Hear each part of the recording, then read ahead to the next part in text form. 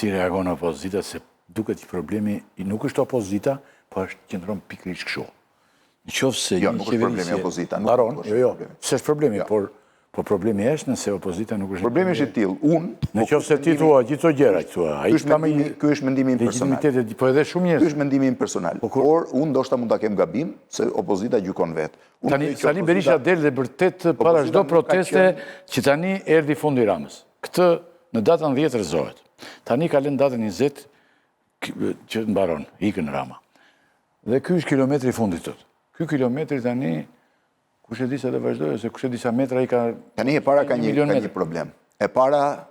Fundi nuk vjen, ç'mendoni? Ku qëndron ngërçi i opozitës? Ta themi vetë një gazetar me shumë eksperiencë. Do ta them si e mendoj unë. Urdhro. Po si e mendoj unë. Po. E para njerë, opozita duhet bëj përpjekje gjigande për të ristrukturuar marrëdhëniet me ndërkombëtarët. Kjo nuk është një betejë që e bën dot vetëm. Je dakord me mua? Po. Në qoftë se sot ne kemi një qëndrim të fortë ndaj Ramës, më shumë po vjen nga ndërkombëtarët dhe nga drejtësia sesa nga opozita.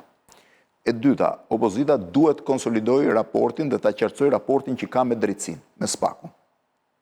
Se SPAK-u është i mirë kur godet Ramën? Bravo. Dhe kështu ka ndodhur për Ramën. Ishte i mirë kur godiste Berishën, po bëhet i keq kur godiste Belindër. Do të thënë, opozita duhet konsolidoj qëndrimin ndaj SPAK-ut. I mirë apo i keq, me defekte apo pa defekte, ti do t'i qëndrosh sa ideje. Pra, ne vendosim që kjo drejtësi është më ndryshe.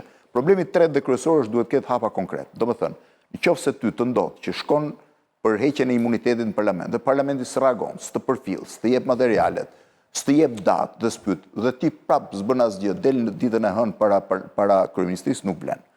E treta është, a është bindse opozita, e katërta, a është bindse opozita në publik?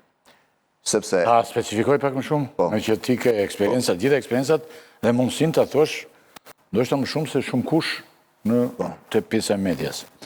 Gjithmonë doktorin e kemi parë si pikën e fortë të PD-së, po mos vallë Ferzi me kalimin e viteve, pambarimisht tani, a ishë kthyer në pikën tjetër në ekstrem, në pikën të dobët. Përgjegjësia e shkon Berishës, sa ish kryetari i PD-së. A është Berisha njeriu që pengon rotacionin? Ta themi hapur këtë gjë. Jo, nuk e mendoj se është tamam. Jo, pyetja është. Nuk e mendoj se është tamam kjo. Unë mendoj që PD-ja ka një zinxhir gabimesh, të cilat në një moment caktuar t'japin. Po ma thua sinqerisht, jo se që vjen doktori nesër po e the. Jo, mos ka lidhje fare.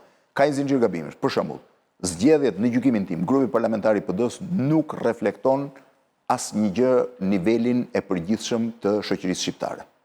Është një grup njerëzish që rrin aty për militantizëm dhe besnikëri, më shumë se sa për aftësi personale. Ky është mendimi im. Me dorë. Po patjetër, unë po them që ka vënë gishtin ja. Ku e ke doktor? Tani ka vetëm një. Ka vënë gishtin dhe të gjithë ka zgjedh ky. E kam thënë këtë se është kështu. Po. Për momentin sot që kemi, një largimi me njershëm i Berishës, ty nuk të zgjidh asgjë. Ka një vite që thuhet kjo gjë. Mi ka vite, po nuk të zgjidh gjë. Unë kam thënë në emisionin tëndëm tutje që Berisha. Se pastaj na vjen ikja biologjike më fevzo. Nuk duhet dali kandidat për në zgjedhjet e ardhshme. Duhet qëndroj kryetar nderi në parti dhe duhet... Ai e ka shpadur më? Duhet lejoj një... Pra unë po them mendimin... Kryetar nderi, thua ti? Ai duhet mbetet kryetar nderi në parti, sepse e ruan akoma një... Ja, e bere, sa po e bere një gabim me doktor? Pse? Po kryetar nderi, the tani ai... Vizito të shikoj me... Berisha, kam thënë, duhet të zgjedh një kandidat për të garuar për kryeministër. Të zgjedh, thua? Ta zgjedh. Të gjejmë, nuk ka rëndësi, mund ta lërë me garë brenda. Vret veten dhe nuk e bën. Me më dashi, unë po them se mendoj unë... Por e këtë me non ti dakord, edhe unë po them. Unë nuk i kërkoj do të llogarisë, Berisha deli pari atë parti, e zgjidh vetë çështjen. Por e ka mision, tha ai më ka dërguar ai, tha, nuk tha ai, po jam misionar, tha. Ai thot jam misionar për çështjen e zgjedhjeve, derisa zgjedhja, po këtu ka një gjë, pushtet pas zgjedhjeve nuk merret. Dhe s'ke zgjidhje tjetër. Jo, po me zgjedhje jo, thot. Si do marrë? Edi Rama nuk ishet me zgjedhje, thot më. Si e kupton këtë? Të jetë kryeministër Rama kur të bën zgjedhjet. Ore, ti si e kupton këtë pas zgjedhje tani? Po pas zgjedhje nuk merret ylli. S'ka si merret pas zgjedhje pushteti. Po me zgjedhje nuk ikën e Drama, thot. Atëra ai ka pranuar Dramën?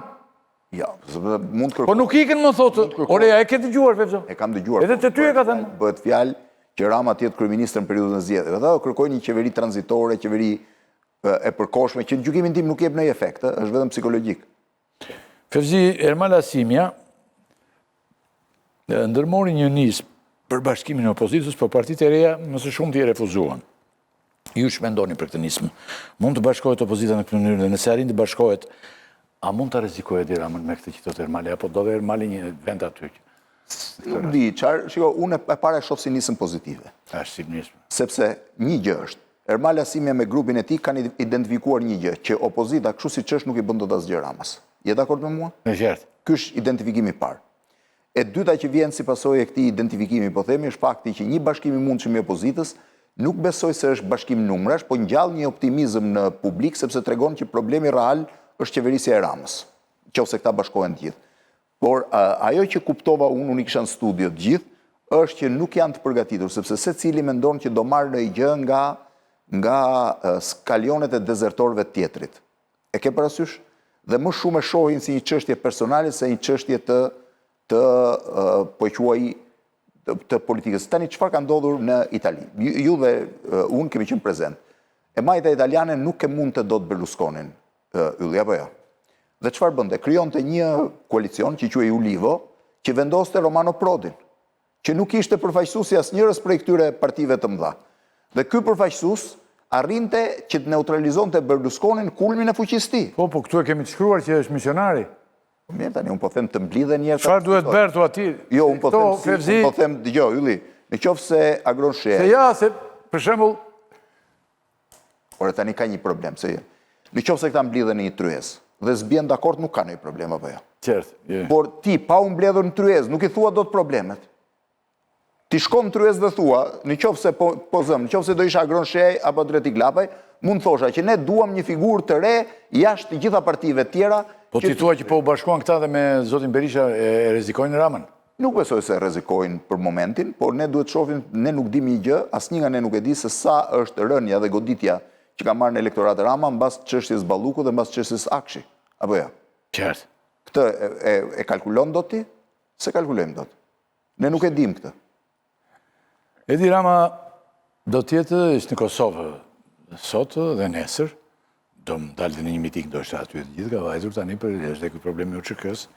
Megjithëse shumë njerëz në studio thonë që ky i tha që të bëhet gjykatën.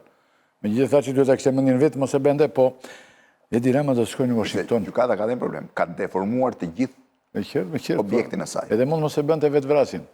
Tha që jo, mos është puna për të vetë vetëm se. Edi Rama do të jetë në Washington për themelimin e bordit të paqes Fevzi. Tani ç'mendon ti për bordin e paqes dhe gatishmërinë shumë të madhe të Edi Ramës për të përqafuar këtë nismë të Trumpit, edhe pse Evropa është kundër bordit të paqes. Pjesa kryesore kjo është një bord tani që ky po mbledh buri që kemi këtu, po mbledh dhe para.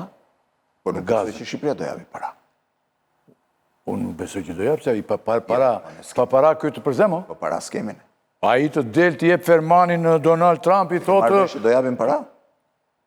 Po para po mund të gjenden në vend tjetër, gjenden diku dhe jepen emër Shqipërisë si gjenden gjërat më.